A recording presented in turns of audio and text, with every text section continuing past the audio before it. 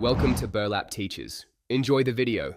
You begin by verifying updates and connectivity so we don't chase symptoms.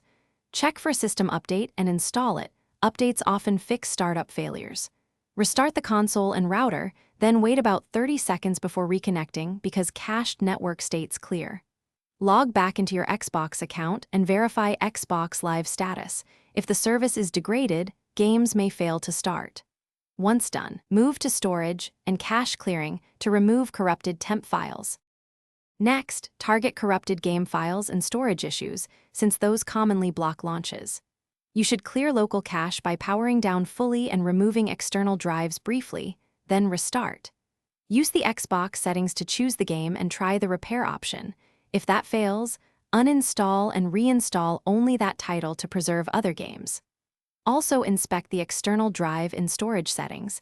If it's unmounted or corrupted, reformat or move the game back to internal storage to test. To finish, eliminate remaining account or network blockers so games can launch reliably. Run the network connection test, and if needed, open NAT-friendly ports or switch to a wired connection for stability. Remove and re-add your Xbox profile to refresh credentials and licenses. This resolves many launch authorization errors.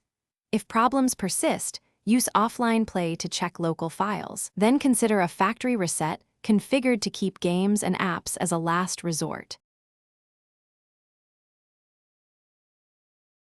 Thanks for watching. Consider subscribing if this video helped you.